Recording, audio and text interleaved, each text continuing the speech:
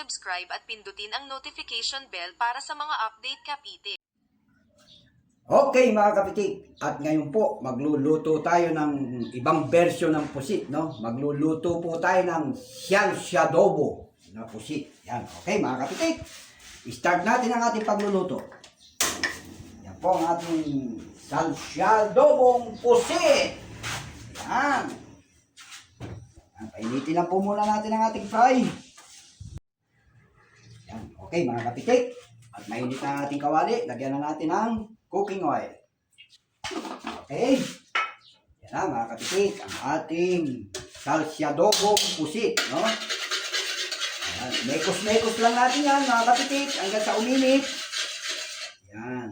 Painitin muna natin ang ating cooking oil. After, ilagay na natin ang ating ginger. Yan. Yan. Mekos-mekos lang natin yan mga kapitik, no? Yan ang ating salsyadobo. Yan. Mekos-mekos.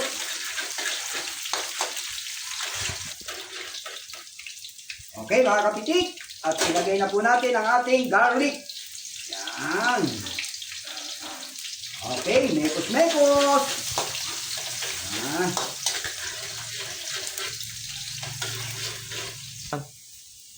Okay mga kapitik. Lagi ko po sinasabi, kailangan mag-brownish ang ating garlic. Ilalagay na natin ang ating onion. Yan. Mekos-mekos.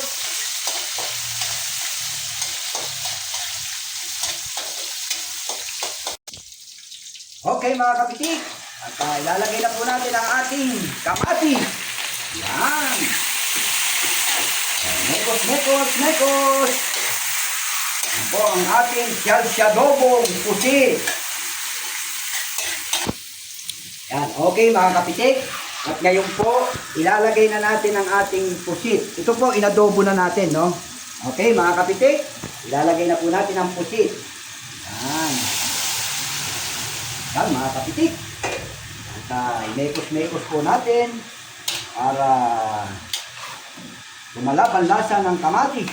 Yan po ang ating salsyadobong pusit. Yan.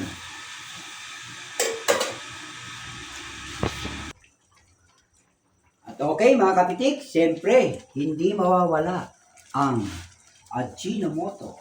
Yun o! Yun o! Mekos-mekos! Okay po, abangan pag naluto na ang aming salsyadobong pusit. Yan, okay mga kapitik. At ngayon po, titikman na natin kung kulang sa alat, kulang sa asin, kung ano ang kulang, no? Tikman na po natin. Okay mga kapitik. Wow! Complete! Okay na po mga kapitik. Ang lasa. Okay.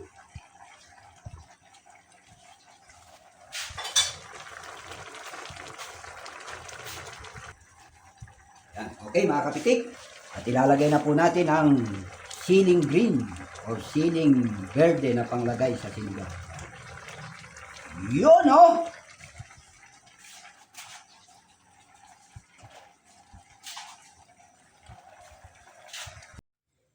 Okay mga kapitik, at ngayon po luto na ang ating salsyadobong pusit.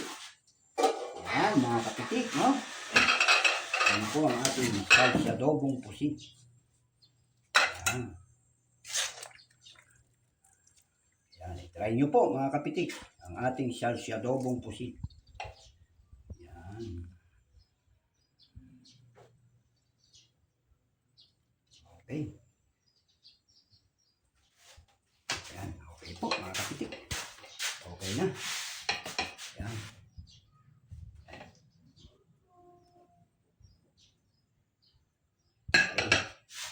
See you next cooking!